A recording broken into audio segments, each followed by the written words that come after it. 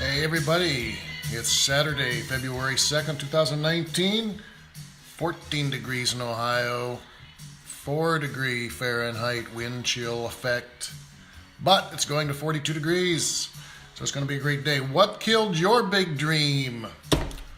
Wow, so I was listening to, I stumbled across a couple of these motivational videos last night. And there are some great speakers. Denzel Washington, what a great orator. Amazing speaker, amazing motivator. Steve Harvey, what a story. So Steve Harvey starts in the one video that I posted last night. What does he say? If you want to kill a big dream, tell it to a small-minded person. If you want to kill a big dream, tell it to a small-minded person. What killed your big dream? Why are you not losing weight? What killed your big dream? Good morning, Tom. So that's what Steve Harvey's story is amazing if you've never heard it. And if this has ever happened to you, what killed your big dream? Tell it to a small-minded person. That's how he starts this one speech, and then he tells his story. And when he was 10 years old. And if this has ever happened to you, it did happen to me multiple times. The worst thing you can do is tell somebody your ideas. I had the idea for the flat screen TV, believe it or not. It was back in the 90s or 80s. No. It was 70s. 70s, I remember where I was. I got married in 77, so it was about maybe 79, 80, something like that. The guy across the street used to repair TVs in his spare time. He worked in a factory someplace, but he used to repair TVs. I walk across the street, I have this idea. I want to be able to move my TV around. I want to, I go across the street, I mention to him what my idea is, and I want to develop his TV, and blah, blah, blah. And, oh my God, that's impossible. You can't do that. It's impossible. It's never going to work, Well, whatever it is, whatever he said, something like that, gets in your head and then you don't do it. Yeah, people can say, well, there weren't liquid crystals then. People will always say something. It has nothing to do with developing a flat screen portable TV that you can hang like a picture on a wall. They're all over the place today. As a matter of fact, that's part of Steve Harvey's story, and that's another reason I thought of my story, to relate to how to kill big dreams, is tell it to a small-minded person. Steve Harvey now sends a flat screen TV to the very person that told him at 10 years old that he was never going to be able to be on TV. He sends her a flat screen TV every year so that she doesn't miss seeing him. Oh my God. At 10 years old, he said in class he wanted to be on TV. The teacher calls him up to talk to him, and it points out all the different people that live around him. They're not on TV. They're not on TV. And you stutter, you can't even talk. You stutter, you can't even talk. How are you going to be on TV? Wow. Crazy story. So what killed your big dream? It may be a who, but who's make whats? Who killed your big dream? So the fastest way to kill a big dream is tell it to a small-minded person. So the great orators, I posted a couple last night: Denzel Washington, Steve Harvey, Joel Osteen, Muhammad Ali, real name Cassius Clay. Hey boss, Lester, thank you man. Muhammad Ali, he used to say, I am the greatest. And he had other things to say. But you have to believe in yourself first. Whatever your dreams are, get back to those dreams. Think back to where you got off track. If it's weight loss, this is what my thing is about. My goal weight is 222. I just lost a pound last night sleeping. I didn't even exercise yesterday. I drove around in my truck yesterday, but by watching what I eat, staying with my program, I actually lost a pound without even exercising. So my system works. What do I want to talk about today? What killed your big dream in 3 steps? The first 3 steps are these. Isolate and insulate. I said this on Facebook several years ago, about 3 years ago, I remember. Isolate and insulate. That's step number 1. Isolate and insulate. I've got music playing now. I've always got music playing. Tom's saying, a guy told me years ago that I'd be doing bench work all my life if I went to Denver. Yeah, you ended up in a great situation, Tom Bedecker. Great situation. We cannot listen to these people. There are negative people around us every place. Whether it's our music career, whether it's it doesn't matter. There's just negative people everywhere, and you have to build yourself up. The second point is second step to getting back to you on track with your dreams is to decide. Decide what? You're going to decide to try. You're going to decide to change. You're going to decide to succeed. And the third step that I have here is to have a 3-step plan. Okay. Have a playlist for music every day. I listen to music. A lot of times I'll turn on my little playlist I have, about 5 songs in there, and it's a variety. There's even a Carpenter song in there. That's not motivational necessarily, but it's soothing. It gets your mind geared into what you want. Pick about 5 songs you like, and listen to that. Like Tina Turner's songs are very motivational. It gets you moving in the morning, right? Or in the middle of the day, whenever. I'm the best, or you're simply the best, I guess is what it is. So the point here is, what killed your dreams?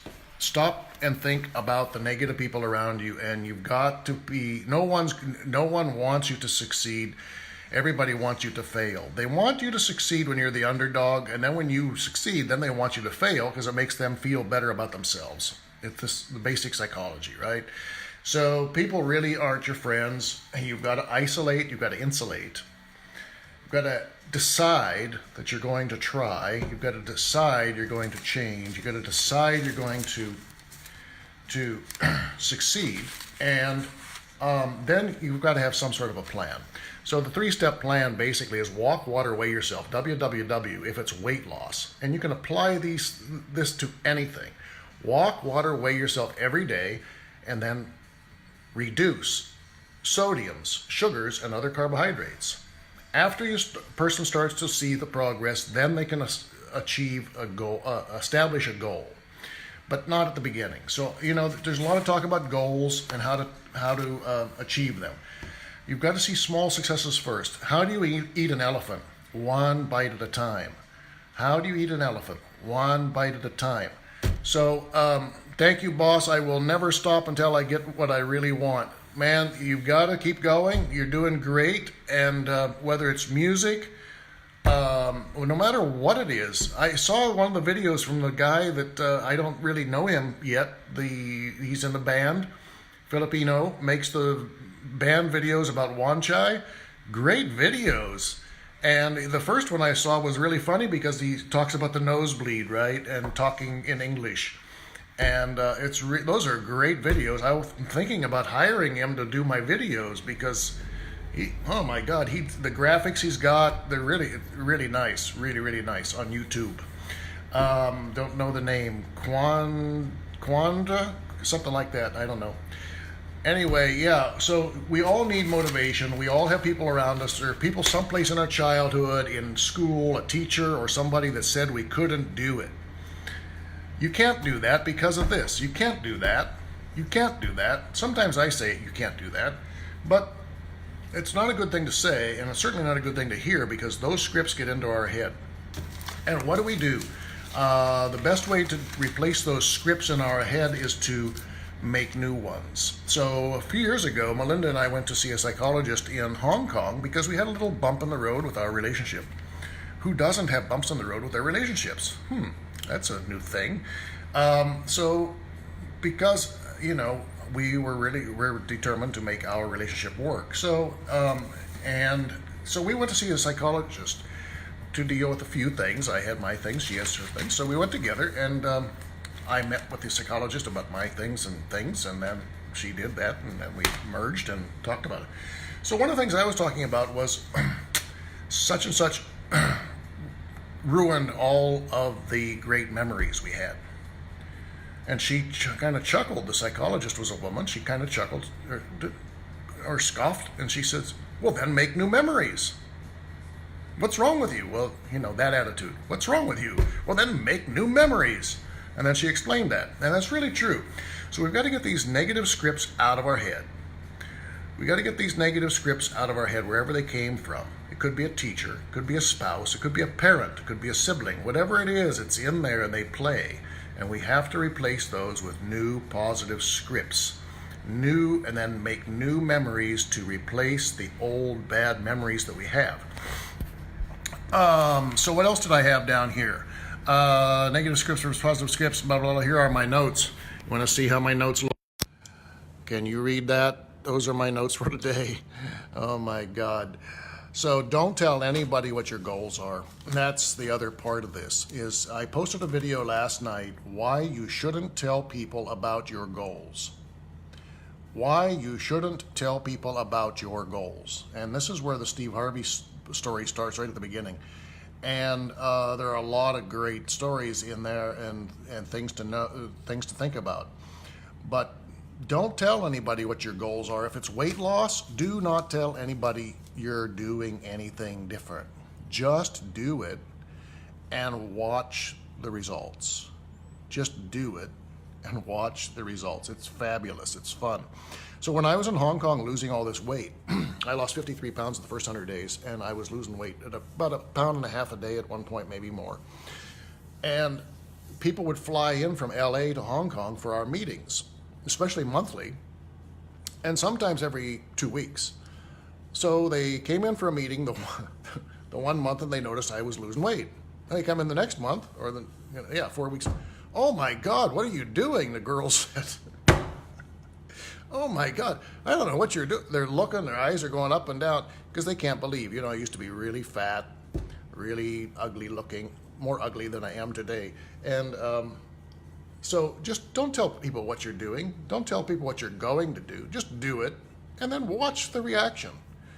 That's the fun part, watching the reaction. And by the way, if you haven't already, get yourself some smelly stuff, put it on every day, dress for success, and enjoy. So Tom, yep, it's not enough for me to succeed, you must fail mentally. Or I suck, so let's make you look, what's this say?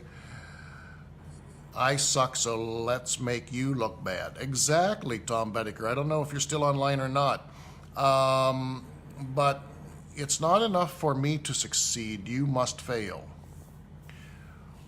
Yeah. That's an interesting line. And or I suck, so let's make you look bad. Well, this is the problem. Is look. There's 7 billion people in the world. 7 billion people. How many of them are positive? How many of them succeed? How many of them are rich? How many of them have success? What is success? How many of them do what they want to do? Most of them are in dead end freaking jobs. Find Dan Lok on YouTube. Dan, D-A-N, Lok, L-O-K. He's Chinese. He came to this country without speaking a word of English. Oh my God. He is dead on with everything he says. I've studied most of the things. I mean, and he admits he just is regurgitating everything that he's learned from motivational people and people and their success stories and so forth. But Dan, it's just amazing, these negative scripts.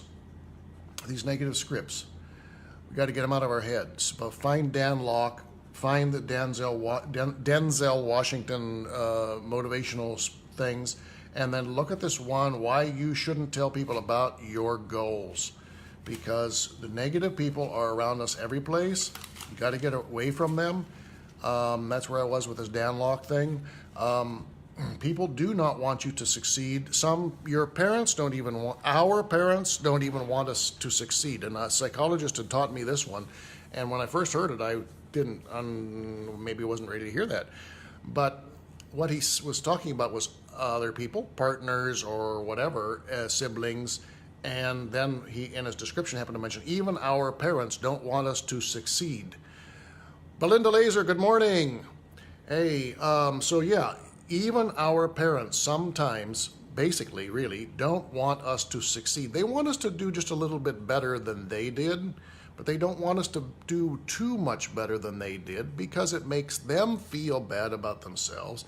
It makes them say, why didn't I do that? Why didn't I succeed? or whatever. And my parents are successful. They lived their life the way they wanted to, and I'm leading my life the way I want to. But so this doesn't apply to me, but it can. But once you understand that even your parents don't want you to succeed much more than they did, or they want you to succeed. They don't want you to be much more successful than they were. Once you understand that it applies to even your parents, then you can understand the impact of your siblings, the impact of your partners, your spouses, friends that you've been around that have held you back, that you've allowed. No one's holding you back. We are holding ourselves back with these scripts in our mind and these thoughts, these memories. So replace those bad memories with good memories. The 3 steps to getting back on track and succeeding with those dreams is isolate and insulate. That's number 1. Number 2, decide. Decide what? Decide you're going to try, decide you're going to change, and decide you're going to succeed. And number 3, basically have a 3-step plan and don't tell people what you're doing. Just simply don't, because they're going to say, oh yeah, I was on a diet. You know, like Joel Osteen. Joel Osteen is really a great orator, and the reason he is because he brings it right down to real life. He tells you exactly what all these people are saying, the naysayers. And, you know, I had a negative person work for me once. As a matter of fact, I couldn't stand him in college. He was so negative.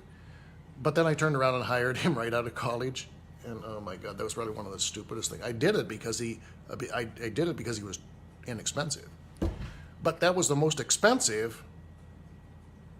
That was the most expensive decision I made, was to hire an inexpensive person that is negative, always negative, always negative. No matter what, they're negative. So stay away from those people. That's the isolate and insulate. First of all, isolate yourself from negative people. Isolate yourself from those people, and then insulate. Build barriers. Build barriers. I talked about earlier today in this video, I talked about my playlist of music. There's music playing in the background right now. I have no idea what it is, but I have a playlist of about 5 songs, and that's when I want to put that on in the morning, and while I'm showering, doing my thing in the bathroom, whatever, weighing myself, that music is playing, and it's positive and motivating. And Bon Jovi's on there.